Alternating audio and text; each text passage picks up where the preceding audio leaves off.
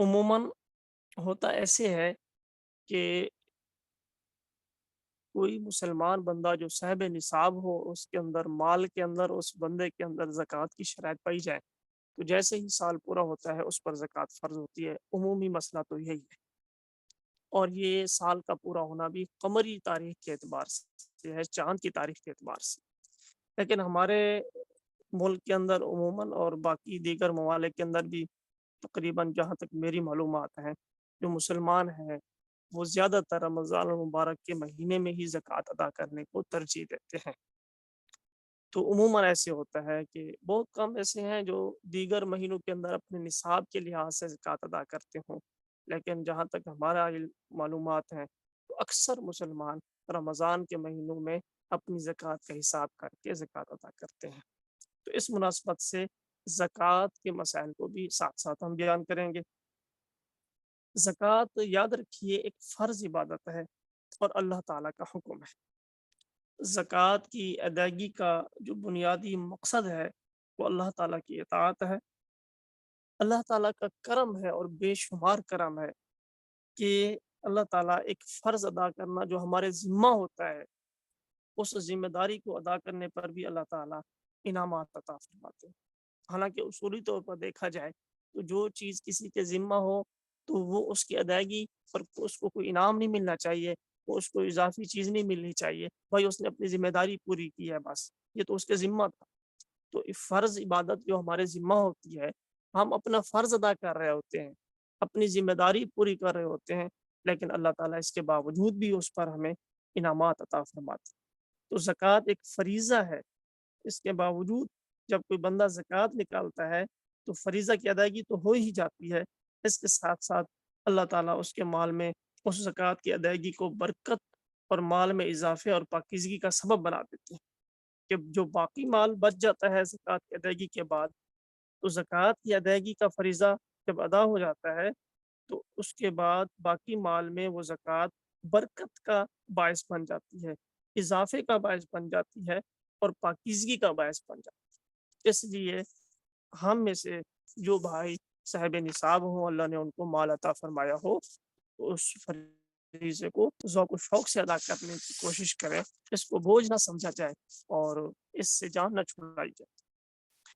جہاں زکوٰۃ کو ادا کرنے کے فضائل ہیں اور اس کی برکات ہیں، تو وہاں جو بندہ یا جو بندی، جو مرد اور عورت جس پر زکوٰۃ فرض ہو، وہ فرض ہونے کے باوجود وہ زکوٰۃ ادا نہیں کرتے، مکمل ادا نہیں کرتے، یا وہ کمی بیشی کرتے ہیں، کما حق ہو جتنی بنتی ہے اتنی مقدار ادا نہیں کرتے، اتنا حصہ نہیں نکالتے، تو قرآن کریم میں اور احادیث مبارکہ میں ایسے بندے کے لیے سخت وعیدیں بیان فرمائی گئی ہیں۔ ہم یہاں دو کا تذکرہ کریں گے، ایک قرآن کریم کی آیات سے اور ایک حدیث مبارکہ سے۔ سورۃ التوبہ پارہ نمبر 10 آیت نمبر 34 اور 35، اس میں اللہ جل شانہ ارشاد فرماتے ہیں، آپ ذرا توجہ رکھیے گا۔ اعوذ باللہ من الشیطان الرجیم، بسم اللہ الرحمن الرحیم۔ والذین یکنزون الذهب والفضة ولا ينفقونها في سبیل اللہ فبشرهم بعذاب علیم یوم یحمى علیہا فی نار جہنم فتقوى بها جباههم وجنوبهم وظهورهم هذا ما كنزتم لأنفسكم فذوقوا ما كنتم تكنزون۔ جو لوگ سونا چاندی جمع کر کے رکھتے ہیں اور انہیں اللہ کی راہ میں خرچ نہیں کرتے، یعنی زکوٰۃ ادا نہیں کرتے، تو آپ یعنی محبوب صلی اللہ علیہ وسلم، آپ صلی اللہ علیہ وسلم سے خطاب ہے کہ تو آپ ایسے لوگوں کو دردناک عذاب کی خوشخبری سنا دیجیے۔ اب دیکھیے، خوشخبری تو اچھی چیز کی ہوتی ہے، لیکن یہ اللہ تعالیٰ کا کتنا سخت انداز ہے کہ ایسے لوگ جن کے مال پر زکوٰۃ فرض ہوتی ہے، اس کے باوجود وہ ادا نہیں کرتے، تو دردناک عذاب کی بشارت دے دیجیے، مطلب ان کے لیے دردناک عذاب یقینی ہو گیا۔ اللہ تعالیٰ ہم سب کی حفاظت فرمائے۔ تو جس دن اس سونا اور چاندی کو جہنم کی آگ میں گرم کیا جائے گا، پھر اس سے ان کی پیشانیوں کو، ان کے پہلوؤں کو اور ان کی پیٹھوں کو داغا جائے گا، سونا چاندی کو گرم کر کے اس گرم کو پیشانی پر اور پہلوؤں میں اور پیٹھوں پر، پشتوں پر داغا جائے گا، اور ان سے کہا جائے گا یہ تمہارا وہ مال ہے جو تم نے اپنے لیے جمع کر کے رکھا تھا، اس لیے اب اس مال کا مزہ چکھو جسے تم جمع کرتے تھے۔ اللہ تعالیٰ ہم سب کی حفاظت فرمائے۔ کتنا سخت عذاب ہے اور کتنی سخت وعید ہے۔ رسول اللہ صلی اللہ علیہ وسلم کا ارشاد گرامی ہے، ما خالطت الصدقہ او قال الزکات۔ بعض روایات میں الصدقہ کے الفاظ آتے ہیں، ما خالطت الصدقہ، اور بعض روایات میں آتے ہیں ما خالطت الزکات مالا الا افسدته۔ جب مال میں زکوٰۃ کی رقم شامل ہو جائے، یعنی کسی مال کے اوپر زکوٰۃ فرض ہو جائے، اس میں زکوٰۃ کی رقم شامل ہو جائے، اب اس زکوٰۃ کی مقدار کے برابر رقم کو وہاں سے الگ کر کے مستحقین تک پہنچانا واجب ہو جائے، جب یہ زکوٰۃ کی مقدار وہاں مال کے اندر شامل ہو جائے اور پھر بھی زکوٰۃ کی ادائیگی نہیں کی گئی، یا پوری زکوٰۃ پورے طریقے سے نہیں نکالی گئی، کچھ نکالی گئی، کچھ کمی رہ گئی، تو وہ مال انسان کے لیے تباہی اور ہلاکت کا سبب بن جاتا ہے۔ یعنی اتنی آسان بات ہے کہ بظاہر یہی لگتا ہے کہ ہم مال میں کمی کر رہے ہیں، 100 روپے میں سے 2.5 روپے اور 1 لاکھ میں سے 2,500 روپے، 2,500 روپے ہم نکال رہے ہیں، تو بظاہر ہمارے مال میں کمی ہو رہی ہے، لیکن اللہ کا وعدہ یہ ہے، شریعت کا وعدہ یہ ہے کہ اس کے مال کے اندر اضافہ ہوگا، کمی نہیں ہوگی۔ اور جو زکوٰۃ نہیں دیتے وہ بظاہر یہی سمجھ رہے ہوتے ہیں کہ ہمارے مال میں اضافہ ہو رہا ہے، ہم نے 1 لاکھ میں سے 2,500 روپے دینے تھے، وہ ہم نے نہیں دیے، تو ہمارے پاس یہ 2,500 بچ گئے، اور 100 میں سے ہم نے 2.5 روپے دینے تھے، وہ بچ گئے، تو بظاہر ان کو اضافہ محسوس ہو رہا ہوتا ہے، لیکن حقیقت میں وہ 2.5 روپے نہ دینے کی وجہ سے وہ 2.5 روپے باقی مال کی تباہی کا باعث بن جاتے ہیں، باقی پیسوں اور باقی رقم کی تباہی کا باعث بن جاتے ہیں۔ تو یہ اہتمام کیا جائے کہ ہم نے جب سودا اللہ کے ساتھ کرنا ہے، معاملہ اللہ کے ساتھ کرنا ہے، تو اس کو صحیح طریقے سے ہم ادا کریں۔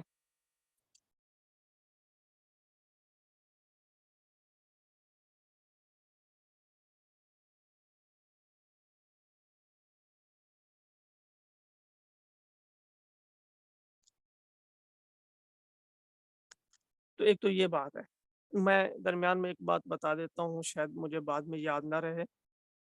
ہمارے استاد محترم پیر طریقت، ہمارے شیخ، ہمارے مرشد حضرت مولانا محمد الیاس احمد دامت برکاتہ، ان کے یہاں مالٹوں کے باغات ہیں، مالٹے کے کینوں کے باغات، تو استاد جی ہر سال عشر نکالتے ہیں۔ اب عشر کا ایک طریقہ تو یہ ہے جیسے عام لوگ کرتے ہیں کہ کسی کو دعوت کھلا دی تو اس کو عشر میں اکاؤنٹ کر لیا، کسی کو ہدیہ دے دیا تو اس کو عشر میں اکاؤنٹ کر لیا کہ یہ فلاں مستحق ہے تو اتنا اس کو دے دیا، تو یہ بھی عشر میں جمع کر لیں، یہ بھی عشر میں۔ تو استاد جی ہر سال اساتذہ کرام کی اور طلبہ کرام کی مرکز کے اندر دعوت فرماتے ہیں، اور کئی دنوں تک یہ دعوت چلتی ہے، مختلف مواقع پہ چلتی ہے، تو کافی ساری مقدار میں چلتی ہے، کھلی دعوت چلتی ہے مالٹوں کی اور کنوں کی۔ لیکن استاد جی فرماتے ہیں کہ دیکھو، اگر میں اس مقدار کو جو میں طلباء کو کھلاتا ہوں یا اساتذہ کو کھلاتا ہوں، اگر اس کو میں عشر میں سے منہا کر لوں، اس کو اکاؤنٹ کر لوں، منفی کر لوں، تو یہ بھی کر سکتا ہوں۔ مثال کے طور پر 10 من میرے اوپر عشر واجب ہے، مثال دے رہا ہوں، تو اس میں سے 5 من میں نے طلباء اور اساتذہ کو کھلایا، تو اب 5 من باقی جو ہے وہ میں دے دوں، باقی 5 من جو میں نے طلباء اساتذہ کی دعوت کی ہے اس میں سے کٹوتی کر، یہ اگر میں کرنا چاہوں تو کر سکتا ہوں، اس کی گنجائش بھی موجود ہے، لیکن میرا ضمیر نہیں مانتا۔ کیوں؟ اس لیے کہ دعوت الگ چیز ہے، عشر اللہ کا حق ہے۔ اب اگر میں دعوت کروں یا نہ کروں میرے اختیار میں ہے، اب کسی کا زور تو نہیں چلتا، نہ مجبوری ہوتی ہے، نہ کوئی مطالبہ ہوتا ہے، یہ تو محبت کا تقاضا ہوتا ہے، تو محبت کے تقاضے میں میں دعوت کر رہا ہوں۔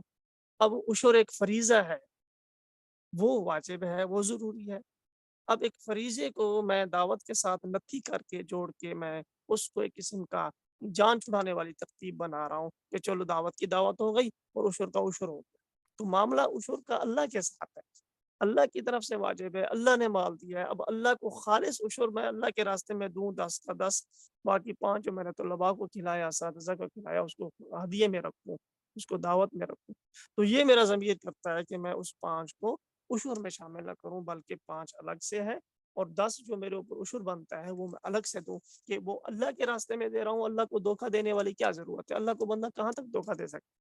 اب یہی ہے کہ مکھن لگانے والی بات ہے، بھائی دعوت بھی ہو گئی اور عشر بھی ہوگا، یا اللہ وہ 5 تو میں نے طلباء کو دے دیا، دعوت بھی اپنی طرف سے کر دی اور تیرے نام پہ عشر بھی ہو گیا اور باقی 5 ہے۔ تو بندہ یوں کرنا چاہے، اس کی گنجائش ہے شریعت میں، لیکن یہ ہے کہ یہ ہر بندے کا ایک اپنا ضمیر ہوتا ہے، ہر بندے کا اپنا ظرف ہوتا ہے، وہ دیکھتا ہے کہ یار اللہ کے ساتھ میرا کیا تعلق ہے، اللہ کے ساتھ میرا کیا معاملہ ہے۔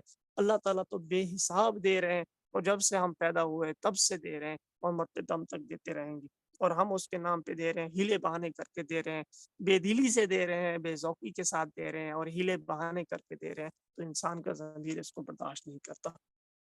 تو بہرحال گزارش یہ ہے میرے عزیزوں کہ ہم میں سے جس کے اوپر بھی زکوٰۃ فرض ہو، اس کو شوق اور ذوق کے ساتھ، اہتمام کے ساتھ، رغبت کے ساتھ ادا کرنے کی کوشش کریں۔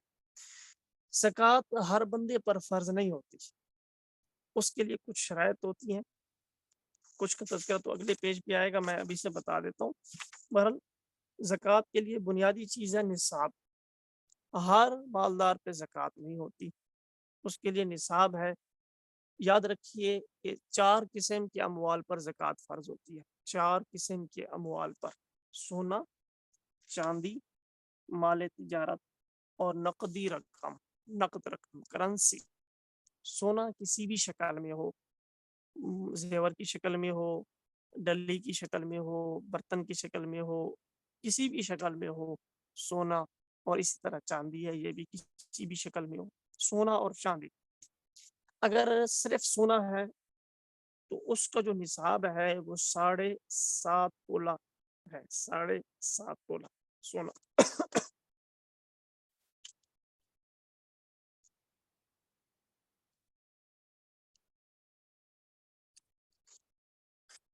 اگر خالص سونا ہے تو 7.5 تولہ سونا،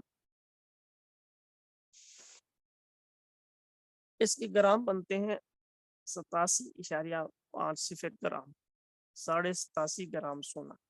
اگر صرف چاندی ہے تو 52.5 تولہ چاندی، 612.36 گرام، یہ بنتے ہیں، گراموں میں بن جائیں یا ویسے تولے کے حساب سے بن جائیں۔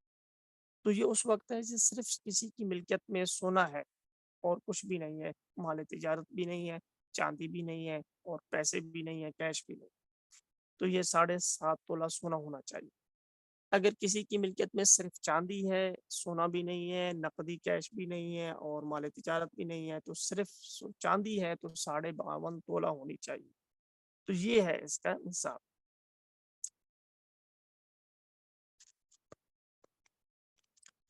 اگر صرف سونا 7.5 تولہ نہیں ہے، کچھ ہے، 52 تولہ چاندی نہیں ہے، کچھ ہے، اور پیسے بھی زیادہ نہیں ہے، تھوڑے سے، مثال کے طور پر سونا بھی تھوڑا ہے، چاندی بھی تھوڑی ہے، یا سونا نہیں ہے صرف چاندی ہے، یا چاندی نہیں ہے صرف سونا ہے اور کچھ پیسے ہیں، یا تھوڑا سا مال تجارت بھی ہے، یعنی یوں سمجھ لیجیے کہ ان سونے اور چاندی کی اپنی مقدار پوری نہیں ہے، کچھ اس کے ساتھ تھوڑی تھوڑی اور چیزیں ہیں، مال تجارت بھی تھوڑا سا ہے، یا کچھ پیسے بھی پڑے ہیں، اور کچھ سونا ہے، کچھ چاندی ہے، یا کچھ چاندی ہے سونا نہیں ہے، کچھ سونا ہے چاندی نہیں ہے، اس طرح کی مکس چیزیں ہیں۔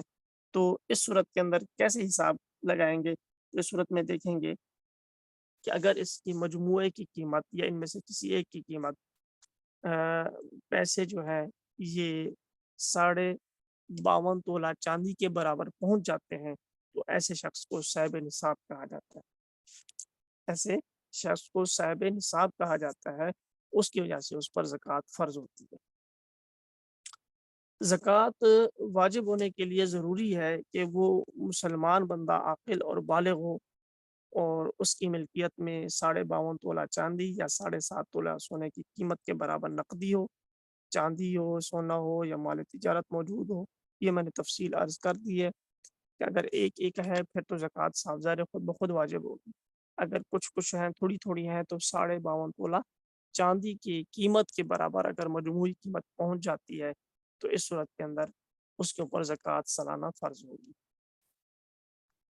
اگر صرف سونا ہے تو 7.5 تولہ زکوٰۃ واجب ہوتی ہے، اگر کچھ نقد رقم ہے، کچھ مال تجارت ہے، کچھ چاندی ہے، ان میں سے کچھ 3 چیزیں ہیں یا چاروں چیزیں ہیں یا 2 چیزیں ہیں، تو ان کی مجموعی قیمت 52.5 تولہ چاندی کے برابر ہو تو زکوٰۃ واجب ہوگی۔ زکوٰۃ کے واجب ہونے کے لیے یہ یاد رکھیے کہ ایک بندہ جب کسی دن 52.5 تولہ چاندی کی مالیت کے برابر، قیمت کے برابر مال کا مالک بن جائے تو اس دن وہ صاحب نصاب بن چکا۔ مثال کے طور پر آج کے دن میں میرے پاس کہیں سے مال آیا، کسی نے مجھے ہدیہ کیا یا مجھے میراث میں ملا یا کہیں سے بھی میں مالک بن گیا، اور مال اتنا ہے کہ 52.5 تولہ چاندی کی قیمت کے برابر ہے۔ مثال کے طور پر آج میں 2 لاکھ روپے کا ذاتی طور پر مالک بن گیا ہوں، تو اب گویا آج کی تاریخ میں صاحب نصاب بن، آئندہ سال اسی تاریخ کو میں اگر دیکھوں گا کہ میری ملکیت میں 52.5 تولہ چاندی کی قیمت کے برابر یا اس سے زائد ہو تو بہت اچھی بات ہے، ورنہ کم از کم 52.5 تولہ چاندی کی قیمت کے برابر اگر نصاب موجود ہے، درمیان سال میں چاہے بالکل ختم ہو جائے، 1 روپیہ بھی باقی نہ رہے، اس سے فرق نہیں پڑتا۔ سال کی ابتدا میں جب میں مالک ہوا نصاب کی قیمت کے برابر، اور جب سال میرا پورا ہو رہا ہے اس دن، تو اس دن اگر سال جب پورا ہو رہا ہے اس دن نصاب کی قیمت کے برابر میرے پاس اگر رقم موجود ہے، مال موجود ہے، تو میرے اوپر زکوٰۃ فرض ہو جائے گی۔ اور یاد رکھیں کہ چاند کی تاریخ کا اعتبار کریں، اگر تاریخ یاد ہے تو بہت اچھا، اس کو لکھ لیں اور ہمیشہ یاد رکھیں، اور اگر یاد نہ ہو تو ہجری سال کی چاند کی قمری کوئی تاریخ مقرر کر لیں، اندازے سے مقرر کر لیں، محتاط اندازہ لگا لیں، ویسے اندازہ لگا لیں، اور پھر ہر سال اسی تاریخ کے اوپر حساب کرتے رہیں، اسی تاریخ کے مطابق۔ درمیان سال میں رقم آتی رہے جاتی رہے، کم ہو زیادہ ہو، اس سے فرق نہیں پڑتا، بس جب سال پورا ہو جائے مقررہ تاریخ کو آپ کی ملکیت میں، کسی کی ملکیت میں جتنا مال موجود ہے، اس موجودہ مال اگر زکوٰۃ کے نصاب کے برابر ہے تو اس پر زکوٰۃ فرض ہوگی، اور یہ ہے کتنا؟ 2.5% ہے، 40واں حصہ ہے، تو یہ زکوٰۃ کی مد میں دینا فرض ہوتا ہے۔ یاد رکھیں زکوٰۃ جب فرض ہو اس وقت تو دینا ہی دینا ہوتا ہے، لیکن اگر کوئی ایڈوانس میں دینا چاہے تب بھی دے سکتے ہیں، بعد میں دینا چاہیں تو وہ تو ویسے ہی ضروری ہے۔ بہرحال تاریخ جب سال پورا ہو تو اس وقت حساب کرنا ضروری ہے، کیونکہ اگر اس تاریخ کو حساب نہیں کریں گے، بعد میں مال میں کمی بیشی ہوگی تو آپ کو اندازہ نہیں ہوگا کہ میرے پاس جب زکوٰۃ فرض ہوئی ہے، جس تاریخ کو سال پورا ہوا ہے، اس وقت کتنا مال تھا اور کتنی زکوٰۃ بنتی ہے۔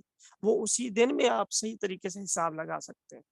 بعد میں اگر آپ ڈیلے کریں گے، مؤخر کریں گے، ممکن ہے کہ مال میں کمی ہو جائے اور آپ صحیح طریقے سے اندازہ نہ لگا سکیں، تو پھر وہ زکوٰۃ کے اندر کمی واقع ہو جائے گی، تو یہ آپ کی کوتاہی کی وجہ سے آپ کو گناہ ہو سکتا ہے۔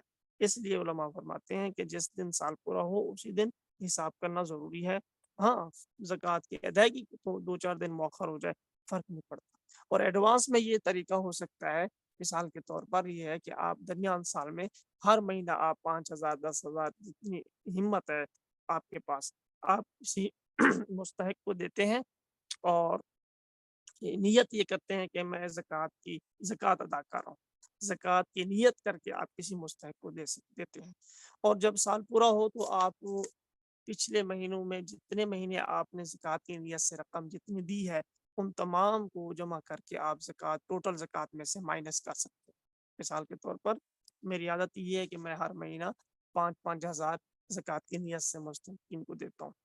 اب آج کے تاریخ میں میرے سال مکمل ہوا تو میں نے دیکھا بھی کتنے مہینوں میں میں نے کتنی رقم زکوٰۃ کی نیت سے دے چکا ہوں، وہ بنتی ہے 30,000، اور زکوٰۃ میری ٹوٹل آج کے حساب سے بنتی ہے 50,000، تو 50,000 میں سے میں وہ اپنی 30,000 کی جو رقم ہے جو میں دے چکا ہوں ایڈوانس میں زکوٰۃ کی نیت سے، وہ مائنس کر سکتا ہوں، باقی میرے ذمہ جو زکوٰۃ کی ادائیگی ہوگی وہ 20,000 ہوگی۔ تو ایسا بھی کیا جا سکتا ہے، یکمشت دیں تب بھی مرضی ہے، اگر تھوڑی تھوڑی کر کے ایڈوانس میں دیتے رہیں، آپ کی ضرورت کے حساب سے مثلا مستحق آتے رہتے ہیں، آپ سمجھتے ہیں کہ یہ بندہ مستحق ہے، اس گھر کے حالات اچھے ہیں، ان کو راشن کی ضرورت ہے، فلاں چیز کی ضرورت ہے، ویسے آپ امداد نہیں کر سکتے نفلی صدقے میں، چلو آپ کہتے ہیں زکوٰۃ تو میں نے ویسے ہی دینی ہے سال کے بعد، چلو اس میں سے ابھی میں تھوڑی تھوڑی دیتا رہتا ہوں تاکہ وقتی طور پر ان کی ضرورت بھی پوری ہوتی رہے، اور میں آخر میں حساب کر کے یہ جو مجموعہ ہے یہ مائنس کر لوں گا، تو ایسا بھی کر سکتے ہیں۔ زکوٰۃ کے لیے ایک تو مسلمان ہونا شرط ہے، جس آدمی پر زکوٰۃ فرض ہوتی ہے وہ مسلمان ہو، کیونکہ زکوٰۃ عبادت ہے، اور کافر بندہ عبادت کا اہل نہیں ہے، اس وجہ سے کافر جتنا ہی مالدار کیوں نہ ہو، جب تک وہ اسلام میں داخل نہیں ہوگا اس پر زکوٰۃ فرض نہیں ہے۔ नंबर 2, इस्लाम के साथ साथ दूसरी शर्त है बालिग होना। मुसलमान तो हो, लेकिन मुसलमान भी ऐसा हो जो बालिग हो, शरीयत के अहकाम का मुकल्लफ हो, जिस पर नमाज रोज़ा ये चीज़ें फ़र्ज़ हो, लागू हों, तो वो बंदा है, उसके माल पर ज़कात फ़र्ज़ होगी। लिहाज़ा अगर कोई नाबालिग है और जितना भी मालदार क्यों ना है, उसकी प्रॉपर्टी में से, उसकी रकम में से, उसकी जायदाद में से ज़कात नहीं निकाली जाएगी, उस पर ज़कात फ़र्ज़ नहीं होती। और अक्लमंद भी हो, बालिग होने के साथ-साथ अक्लमंद हो, मतलब दीवाना ना हो, पागल ना हो, मजनू ना हो, मेंटल ना हो, उसको पता ही ना चले कि क्या हो रहा है, क्या नहीं हो रहा। बाज़ होते हैं जिनका ज़हनी तवाज़ुन ठीक नहीं होता, उनको पता ही नहीं होता कि हम क्या हैं, किस हाल में हैं, किसी भी चीज़ का पता नहीं होता। एक होता है कि थोड़ा मोटे दिमाग का आदमी होता है, भोला होता है, यानी वो ज़्यादा समझदार नहीं होता। हमारे उर्फ में ऐसे होता आदमी को भोला कहते हैं, यार भोला-भाला सीधा-साधा आदमी है, ये तेज़ तर्रार नहीं है, इसको दुनिया के मामलात का पता नहीं है। बस सीधा-सीधा अपनी लाइन में रहता है, अपने काम से काम रखता है। वो बंदा मुराद नहीं है यहाँ पर। हाँ, ये ऐसा आदमी मुराद है कि जो दीवाना और पागल होता है, मजनू होता है, कि जिसको कुछ भी पता नहीं होता कि मैं कहाँ पे हूँ, किस हाल में हूँ, क्या कर रहा हूँ, क्या नहीं कर रहा हूँ। वो बिल्कुल किसी और जहान में होता है। तो वो बंदा मुराद है कि उसके माल पर ज़कात फ़र्ज़ नहीं होगी। वरना अगर एक आदमी ज़हनी तौर पर ठीक है, नॉर्मल खाता है, पीता है, सोता है, जागता है, ज़िंदगी बातें करता है, लेकिन वो तेज़ नहीं है, ज़हनी तौर पर वो थोड़ा सुस्त है, तो ये मुराद नहीं है, उसके माल पर ज़कात फ़र्ज़ होगी क्योंकि वो अक्लमंद ही समझा जाता है, उसको हर चीज़ का पता चलता है, मामलात का पता चलता है, सब चीज़ का पता चलता है। ये अलग बात है कि उसका ज़हनी जो लेवल है वो ज़रा डाउन है, इससे फ़र्क नहीं पड़ता। और निसाब के बराबर उसके पास माल है। तो गोया बुनियादी तौर पर 4 शर्तें हो गई। नंबर 1 ज़कात के वाजिब होने की, पहली शर्त इस्लाम है कि वो बंदा मुसलमान हो। नंबर 2 बालिग हो। नंबर 3 अक्लमंद हो। नंबर 4 साहिब निसाब हो। निसाब के बराबर उसके पास माल मौजूद हो। याद रखें नाबालिग बच्चे पर ज़कात फ़र्ज़ नहीं है, नाबालिग बच्ची पर ज़कात फ़र्ज़ नहीं है। बालिग होने की उम्र क्या है और पता कैसे चलेगा अभी कब बच्चा या बच्ची बालिग होते हैं? तो उसके बारे में याद रखिए कि लड़के के बालिग होने की कम से कम उम्र 12 साल है। 12 साल कम से कम उम्र है और लड़की की कम से कम उम्र बालिग होने की 9 साल है। यानी अगर एक बच्ची है वो कहती है कि 9 साल की उम्र में मैं बालिग हो चुकी हूँ तो उसकी बात को मोतबर समझा जाएगा। एक बच्चा है वो 12 साल की उम्र में कहता है कि मैं बालिग हो चुका हूँ तो उसकी बात को मोतबर समझा जाएगा। ये है कम अज़ कम उम्र। इससे पहले अगर वो कह देते हैं तो उसका एतबार नहीं है, कम अज़ कम उम्र ये है।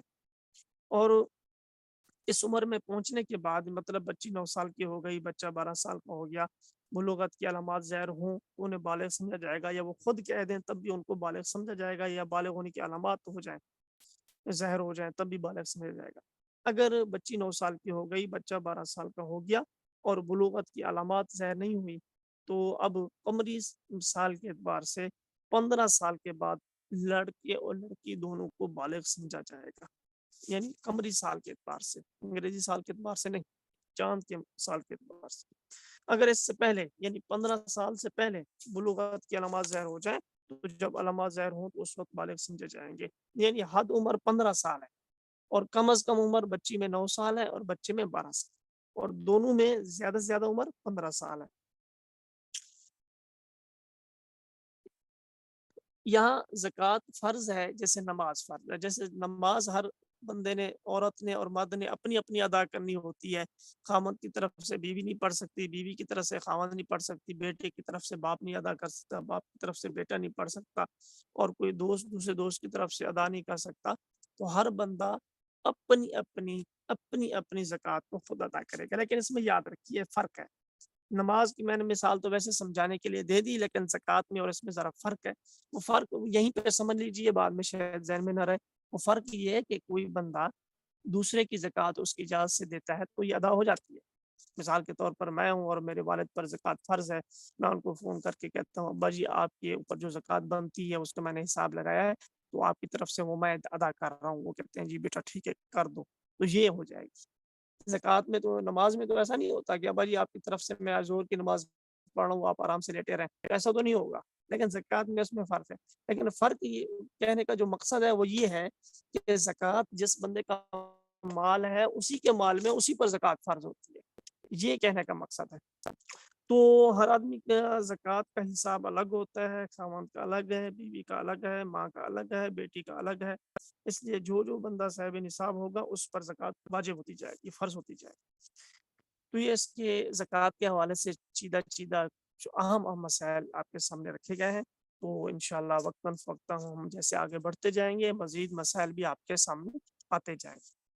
ابھی ہم ایک ذرا اور بات کرنے لگے ہیں، رمضان المبارک کا چاند دیکھنے کی دعا۔ اور یاد رکھیے یہ صرف رمضان المبارک کے ساتھ خاص نہیں ہے، کسی بھی اسلامی مہینے کا چاند جب دیکھیں تو اس وقت جو دعا میں ابھی پڑھنے لگا ہوں وہ دعا پڑھنا ثابت ہے، رسول اللہ صلی اللہ علیہ وسلم سے ثابت ہے، اور حدیث مبارکہ کے اندر آتا ہے، سنن ترمذی کے اندر حدیث نمبر ہے 3451 3451، اس کے اندر یہ حدیث پاک موجود ہے کہ رمضان المبارک کا یا دیگر کسی مہینے کا جب چاند دیکھا جاتا تو یہ دعا پڑھی جاتی۔ حدیث مبارک میں ہے، اللہم اہلہ علینا بالیمن والایمان والسلامت والاسلام ربی وربک اللہ۔ کیا خوبصورت الفاظ ہیں۔ اے اللہ اس چاند کو ہم پر برکت والا، ایمان والا، خیریت والا اور سلامتی والا بنا دیجیے۔ اور پھر چاند سے خطاب ہے، ربی و ربک اللہ، اے چاند میرا اور تیرا رب اللہ ہی ہے۔ اے اللہ اس چاند کو ہم پر برکت، ایمان، خیریت اور سلامتی والا کر دیجیے۔ کیا خوبصورت الفاظ ہیں، زبان نبوت سے یہ الفاظ نکلے ہیں۔ اللہم اہلہ علینا بالیمن، برکت والا بنا دیجیے، والایمان، ایمان والا بنا دیجیے، والسلامتی، سلامتی والا، خیریت والا بنا دیجیے، والاسلامی، اور سلامتی والا بنا دیجیے، ربی و ربک اللہ۔ یہ دعا ہر مہینے کے نئے چاند کو دیکھ کر پڑھنا چاہیے، اور رمضان کے چاند کو دیکھ کر تو خصوصیت کے ساتھ پڑھنا چاہیے۔ آپ کے علم میں ہے شاید نہیں ہے تو میں عرض کر دیتا ہوں، یہ ہمارے رمضان کورس کے اندر جو اسباق کی ترتیب ہے، اس میں مختصر طور پر چند چیزوں کو ہم آہستہ آہستہ آگے بڑھاتے جائیں گے۔ مثال کے طور پر پہلے سبق میں ہم نے استقبال رمضان کے حوالے سے گفتگو کی ہے، پھر فضائل زکوٰۃ ہیں اور زکوٰۃ نہ دینے پر جو وعید ہے اس کو بیان کیا ہے، پھر زکوٰۃ کے نصاب کے اوپر مختصر گفتگو کی ہے کہ نصاب کتنا بن سکتا ہے۔ زکوٰۃ کے واجب ہونے کی جو شرائط ہے موٹی موٹی وہ 4 آپ کے سامنے بیان کی ہیں، مسلمان ہونا، بالغ ہونا، عقل مند ہونا، صاحب نصاب ہونا، اسلام، بلوغ، عقل اور نصاب، یہ 4 شرائط۔ اب رمضان کا چاند دیکھنے کی دعا بھی آپ کے سامنے آ چکی ہے۔ آگے ہم ذرا اس سبق کے اختتام میں سورۃ الفاتحہ پڑھ لیتے ہیں۔ اس کا کچھ حصہ ہے، آدھا حصہ ہم آج پڑھتے ہیں، اس کو سیکھتے ہیں، اور آدھا حصہ انشاءاللہ ہم کل آئندہ کے سبق میں آپ کے سامنے پیش کریں گے۔ تو ذرا آپ اگر پڑھ سکتے ہیں آہستہ آہستہ، مائک تو سب کے بند ہے، ویسے اپنے دل میں پڑھتے رہیں یا ہلکی آواز میں پڑھتے رہیں۔ اگر آپ کے آس پاس کوئی ایسا نہیں ہے جو آپ کی آواز سن کر پریشان ہو یا اس کو تکلیف ہو تو آپ ہلکی آواز میں پڑھیں ساتھ ساتھ، تو یہ سعادت بھی نصیب ہو جائے گی۔ نہیں پڑھ سکتے تو کم از کم سن ضرور لیجئے۔ اعوذ باللہ من الشیطان الرجیم، بسم اللہ الرحمن الرحیم، الحمد للہ رب العالمین، الرحمن الرحیم، مالک یوم الدین، ایاک نعبد و ایاک نستعین۔ یہ قرآن کریم کی سب سے پہلی سورت ہے، سورۃ الفاتحہ۔ یہ اس کو ام الکتاب کہا جاتا ہے، ام القرآن کہا جاتا ہے۔ یہ پورے قرآن کریم کا خلاصہ ہے، اس کا نچوڑ ہے یہ ام الکتاب، ام القرآن۔ اور اس کے بہت سارے نام ہیں، سورۃ الشفا بھی کہتے ہیں اس کی، بہت فضیلتیں ہیں اس کی، اب ہمارا عنوان نہیں ہے، اس پر بہت لمبی بات ہو سکتی ہے۔ تو سورۃ الفاتحہ کی ابتدائی 4 آیات ہیں۔ الحمد للہ رب العالمین، شروع اللہ کے، پہلے بسم اللہ الرحمن الرحیم، شروع اللہ کے نام سے جو بہت مہربان نہایت رحم والا ہے۔ الحمد للہ رب العالمین، تمام تعریفیں اللہ کے لیے ہیں جو تمام جہانوں کا رب ہے۔ الرحمن الرحیم، جو بڑا مہربان نہایت رحم والا ہے، مالک یوم الدین، جو قیامت کے دن کا مالک ہے۔ ایاک نعبد، اے اللہ ہم تیری ہی عبادت کرتے ہیں، و ایاک نستعین، اور تجھ ہی سے مانگتے ہیں، مدد مانگتے ہیں۔ دیکھیں یہاں ہمارے علماء کرام ایک نقطہ بھی بیان فرماتے ہیں کہ جو لوگ اللہ کو چھوڑ کر در در پہ جھکتے ہیں اور غیر اللہ کو پکارتے ہیں اور ان سے مدد مانگتے ہیں اور ان سے حاجتیں مانگتے ہیں، مرادیں مانگتے ہیں، تو ان میں اور ہم میں ہی اور بھی کا فرق ہے۔ ان میں اور ہم میں ہی اور بھی کا فرق ہے۔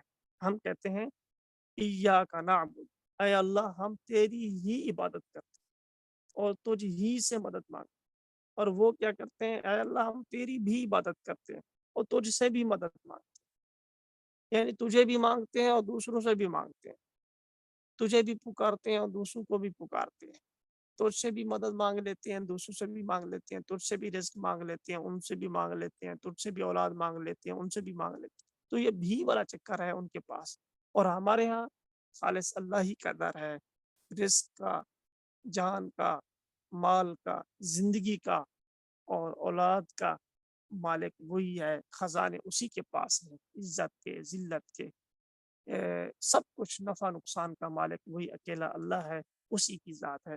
تو ہم کہتے ہیں اللہ ہم تیری ہی عبادت کرتے ہیں، آپ کے علاوہ کوئی آپشن نہیں، نہ کوئی اس کے لائق ہے، نہ ہم کسی کی عبادت کرتے ہیں، نہ جائز ہے، اور تجھ ہی سے مدد مانگتے ہیں، تو بس اللہ ہی سے مدد مانگتے ہیں۔ تو یہ ہمارا آج کا پہلا سبق ختم ہوا۔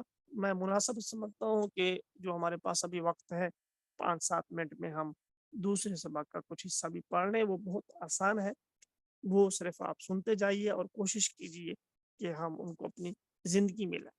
دوسرے سبق کا جو پہلا عنوان ہے اس میں ہم نے استقبال رمضان کو ذہن میں رکھتے ہوئے یہ چند امور آپ کے سامنے پیش کیے جاتے ہیں کہ رمضان کا بابرکت مہینہ اللہ میں نصیب فرمائے، ہماری زندگیوں میں آئے، تو ہم نے ان کو کیسے گزارنا ہے، اپنی زندگی کو بہتر کیسے کرنا ہے، اپنے اعمال کو بہتر کیسے کرنا ہے، ان میں اضافہ کیسے کرنا ہے، پابندی کیسے کرنی ہے، اہتمام کیسے کرنا ہے، کن چیزوں کو بجا لانا ہے، کن چیزوں سے بچنا ہے، یہ ذرا میں آپ کے سامنے پڑھتا ہوں۔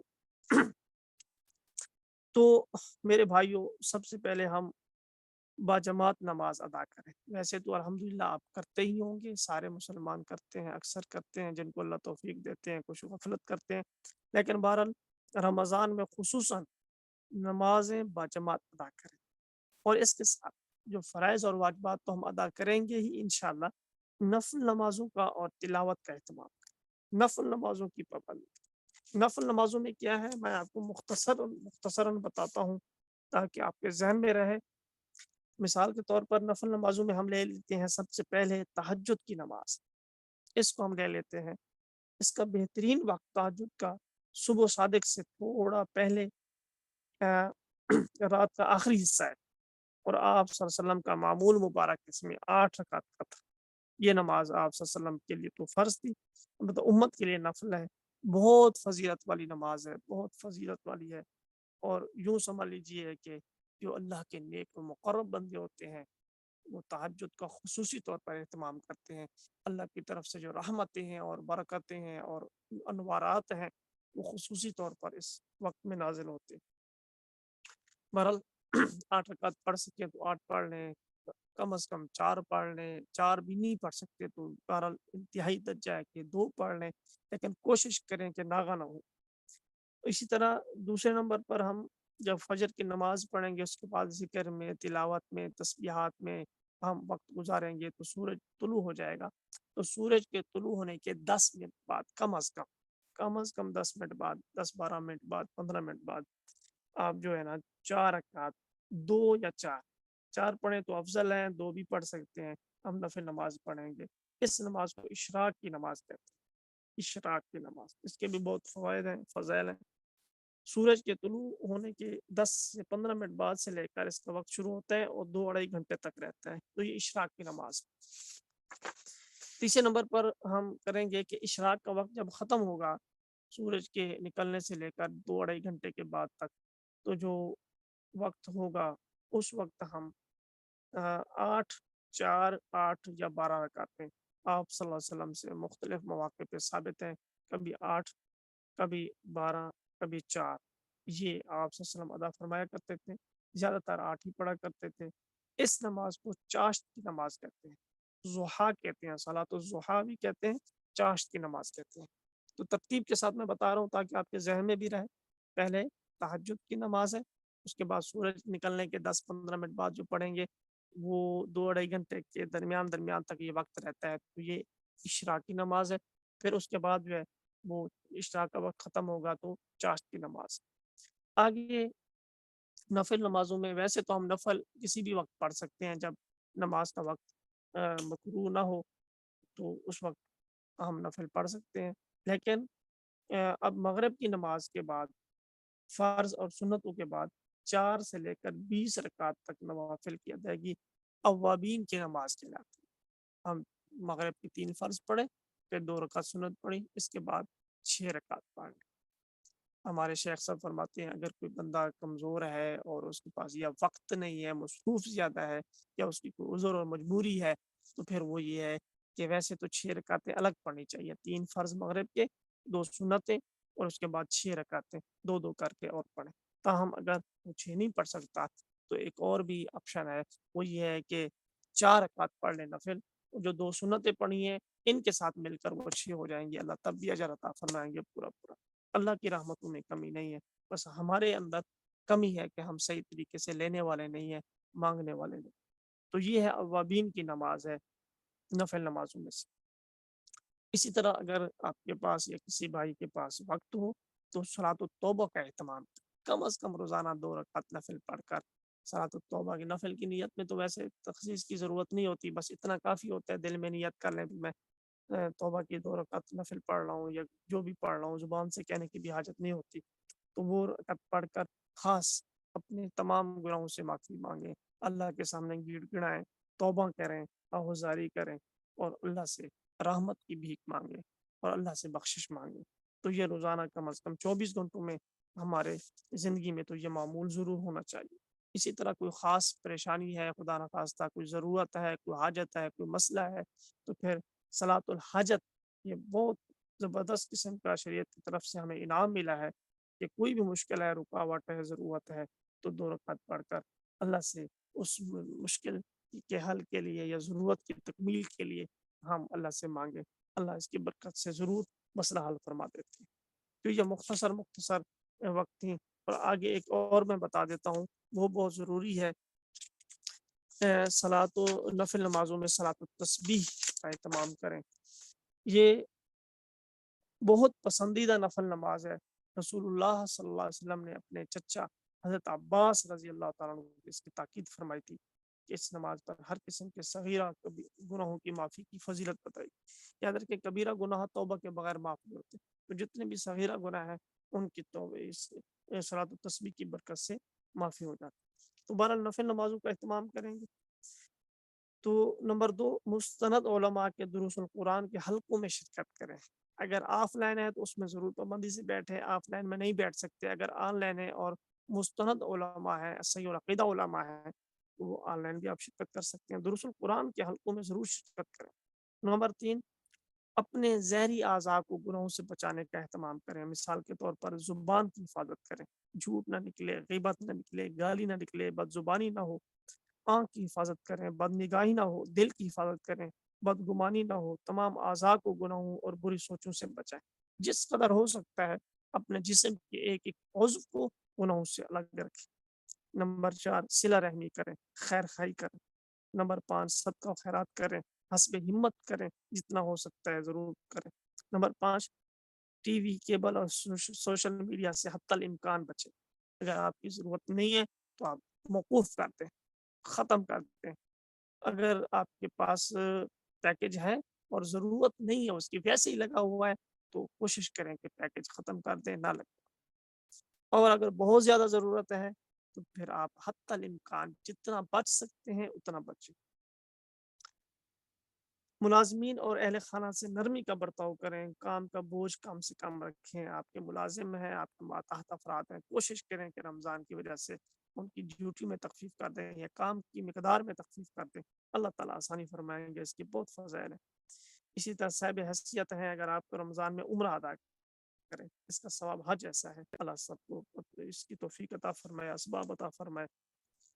باہمی لڑائیاں ہیں، قدرتیں ہیں، ختم کر کے اللہ کی رضا کے لیے ایک دوسرے کو معاف کر دیں، دل کو صاف کر دیں۔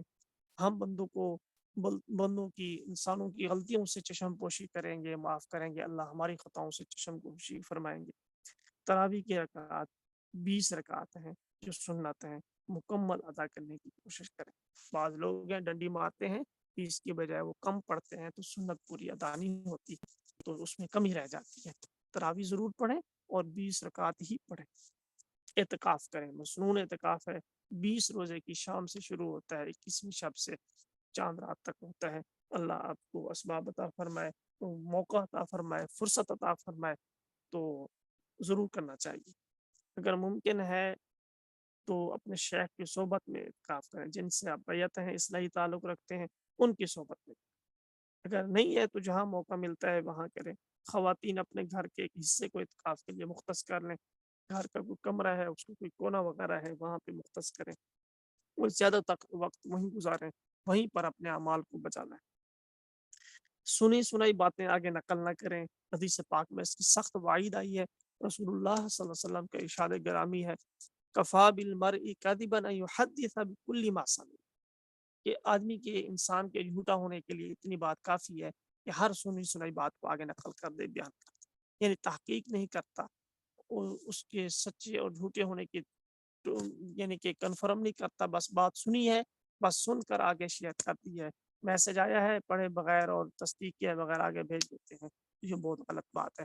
اکثر رمضان کا مہینہ قریب ہے، بہت سارے میسج تو میرے سامنے گزرے ہیں، آپ کے سامنے ہوں گے، تو یہ میسج چلتے ہیں بھی جو بندہ رمضان کا سب سے پہلے مبارکباد دے گا، حدیث پاک میں آتا ہے کہ آقا صلی اللہ علیہ وسلم نے فرمایا اس پر جنت پا جائے۔ استغفر اللہ ربی من کل ذنب واتوب الیہ، بہت جھوٹ، بہت بڑا جھوٹ ہے، رسول اللہ صلی اللہ علیہ وسلم کی ذات گرامی پر واضح اور صریح جھوٹ ہے، اس طرح کی کوئی حدیث پاک نہیں ہے۔ اس طرح کے میسیجز بہت چلتے ہیں، لوگ اپنی طرف سے بنا کر بھیجی جاتے ہیں، اور ہم بھی میں سے بہت سارے سادہ اور مسلمان ہوتے ہیں، اللہ کے بندے ہوتے ہیں، تحقیق اور تفتیش نہیں کرتے، تصدیق نہیں کرتے، بس ایسے ہی آنکھیں بند کر کے ثواب کی نیت سے چلو بھائی گروپوں میں شیئر کر دیتے، یہ گناہ ہے۔ تو سنی سنائی بات کو آگے شیئر کبھی نہ کریں، خصوصاً جب کہ وہ دین کے بارے میں ہو، قرآن کے بارے میں ہو، حدیث کے بارے میں ہو، دینی مسئلہ کے بارے میں ہو۔ تو جب تک آپ کو یقین نہیں ہے، اپنے کسی تعلق والے مستند عالم دین سے رابطے میں رہیں اور ان سے تحقیق کروا لیں کہ یہ مسئلہ کیسے ہے، یہ حدیث ہے، یہ آیت ہے، یہ نہیں ہے، یہ ہے۔ اگر ہو اور آپ کو یقین ہو جائے، تصدیق ہو جائے، پھر آپ بلا شبہ اس کو آگے شیئر کریں۔ اور یاد رکھیں، خصوصاً رمضان میں اور ویسے اپنی عمومی زندگی میں، مستند علماء کرام جو زیر نگرانی چلنے والے پیجز ہیں، چینلز ہیں، ویڈیوز ہیں، پوسٹرز ہیں، اور اس طرح پوسٹ وغیرہ، اور اسی طرح جو ان کے جو اس طرح کے دینی مواد ہے، ان سے استفادہ کریں، ان کو اپنے موبائل میں جگہ دیں، باقی جو مستند علماء نہیں ہیں، اہل حق علماء نہیں ہیں، ان سے اجتناب کریں۔ رمضان میں تو خصوصی طور پر کریں، اور باقی ایام میں بھی اس کا اہتمام کریں، کیونکہ یہ ایک قسم کا وائرس ہے۔ صرف یہ نہیں ہے کہ کرونا وائرس ہوتا ہے جو جسم کو نقصان پہنچاتا ہے، یہ کرونا وائرس سے بھی خطرناک وائرس ہے۔ یاد رکھیں، ہمارے علماء نے، ہمارے بزرگوں نے واضح طور پر بتایا کہ ایسا وائرس جو جسم کو نقصان پہنچاتا ہے اس کا نقصان کم ہے، اور وہ وائرس جو ایمان کو نقصان پہنچاتا ہے اس کا نقصان بہت زیادہ ہے، کیونکہ جان ہے، ایک جان ہے، چلی جائے گی، کیا فرق پڑتا ہے۔ خدا نہ خواستہ اگر انسان ایمان کے بغیر دنیا سے چلا گیا تو اس کی تباہی تو یقینی ہے، اور ہمیشہ کے لیے تباہی۔ اللہ تعالیٰ ہم سب کی جانوں کی بھی حفاظت فرمائے، ہمارے ایمان کی بھی حفاظت فرمائے۔ اللہ تعالیٰ آپ سب کو سلامتی کے ساتھ رکھے۔ کسی بھائی نے سوال کرنا ہے تو وہ سوال کر سکتا ہے۔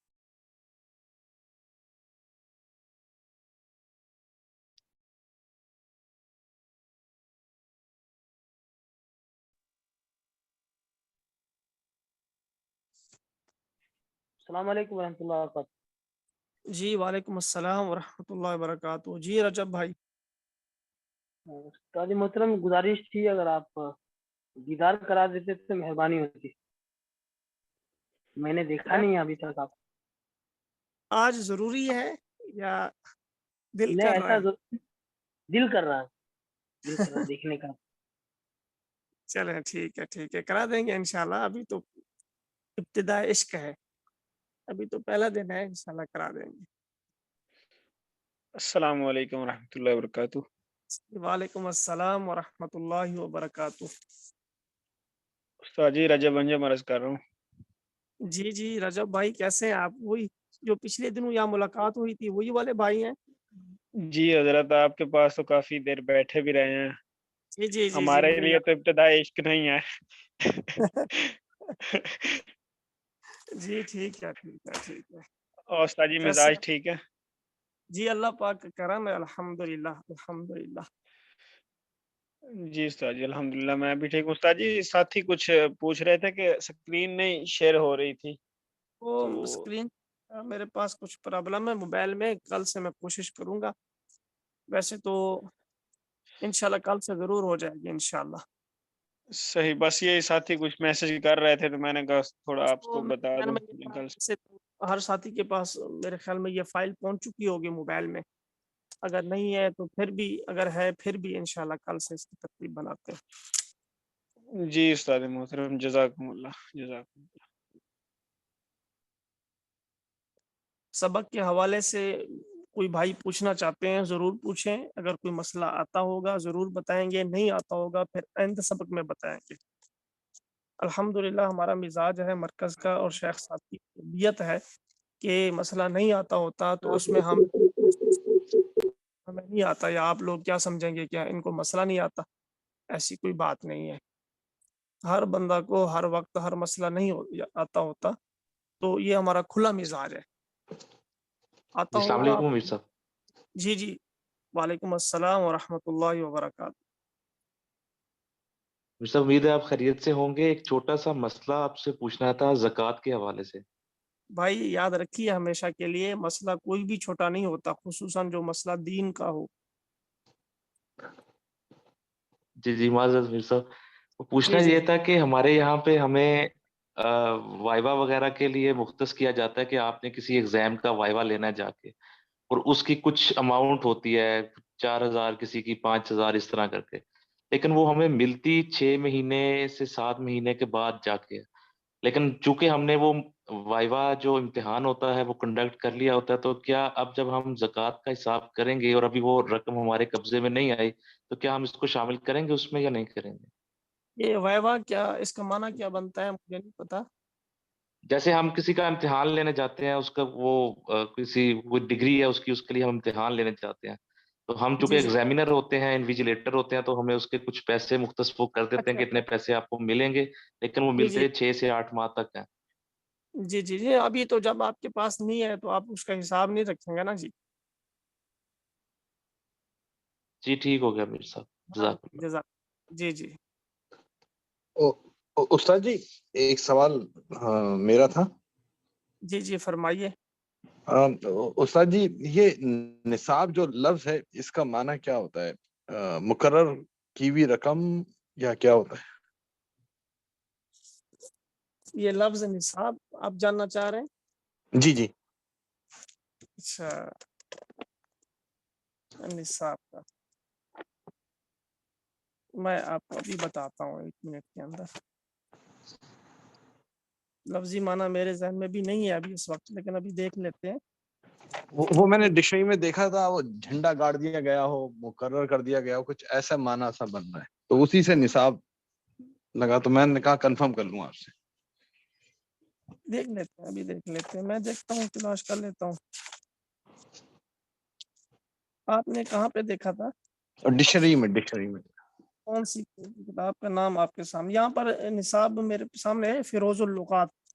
اچھا وہ جو نصاب اس کا ڈکشنری کا نام یاد نہیں آ رہا ابھی. جی دیکھیے تقریباً 6 معنی لکھے ہیں, میں آپ کو پڑھ کے سنا دیتا ہوں. ایک معنی لکھا ہے پڑھائی کا کورس, متعین درس, ایک تو یہ معنی لکھا ہے.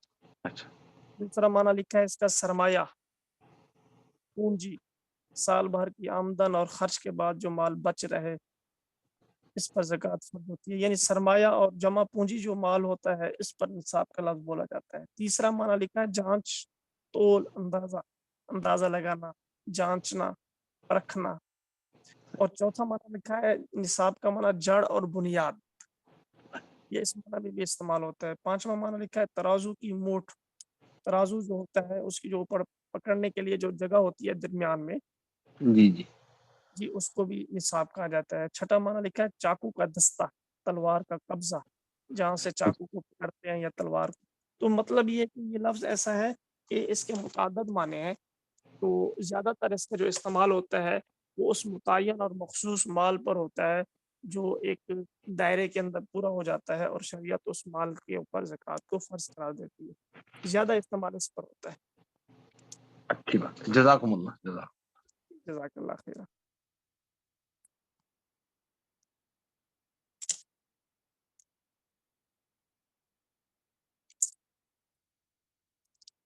کسی اور بھائی نے بات پوچھنی ہے یا پھر سبق کو ختم کریں؟ انشاءاللہ کل تک کے لیے پھر اجازت دیجیے۔ السلام علیکم ورحمۃ اللہ۔ جی وعلیکم السلام ورحمۃ اللہ وبرکاتہ۔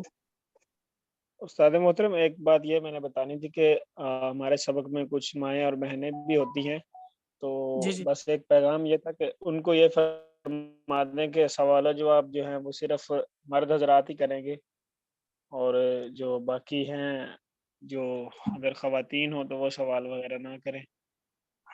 یہ آپ کی طرف سے یہ ہدایت ہے یا پوچھ رہے ہیں؟ مجھے اصل میں سمجھ نہیں آ رہی، آپ پوچھنا چاہ رہے ہیں نہیں، یا بتانا چاہ رہے ہیں؟ میں میں پوچھنا چاہ رہا ہوں کہ لنک تو صرف یہ مرد حضرات کے لیے ہے نا؟ اچھا، اگر کچھ ہماری مائیں یا بہنیں ہیں تو اگر وہ سوال کرنا چاہتی ہیں میرے خیال میں تو رکاوٹ نہیں ہے، کیونکہ مجھے مزید تو علم نہیں ہے، میں وہ پوچھ لوں گا۔ مجھے اصل میں آسٹریلیا کورس میں میں اپنی بات پوری جی کروں حضرت، ذرا۔ میں اس لیے پوچھ رہا ہوں۔ جی جی فرمائیں۔ ہاں جی جی حضرت، بات میں اس لیے پوچھ رہا ہوں، بس جی حضرت میں اس لیے پوچھ رہا تھا، بسا اوقات یہ لنک وغیرہ سے جو ہے نا خواتین بھی شامل ہو جاتی ہیں، جیسے استاد جی کے درس میں ایک دفعہ ایسا ہوا تھا، تو میں اس لیے جی عرض کر رہا تھا کہ آپ یہ کنفرم کر لیجئے گا۔ چلے میں انشاءاللہ مزید پوچھ لیتا ہوں انشاءاللہ۔ جی خواتین کا الگ لنک ہے استاد جی؟ ہاں پھر تو بہت اچھا ہے جی، بہت اچھا، جزاک اللہ۔ ہاں، اس میں ہمارے مستورات بھی شامل ہیں، وہ الگ الگ سے کلاس اچھا جاری ہے۔ وہ استاد جی مولانا عابد صاحب نے دیا تھا لنک۔ ہاں جی بہت اچھا، بہت اچھا۔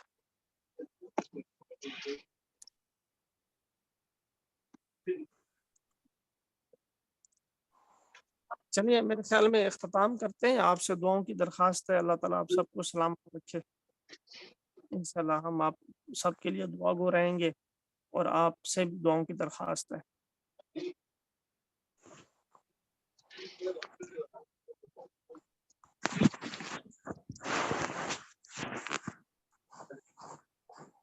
السلام علیکم ورحمۃ اللہ وبرکاتہ۔ وعلیکم السلام ورحمۃ اللہ۔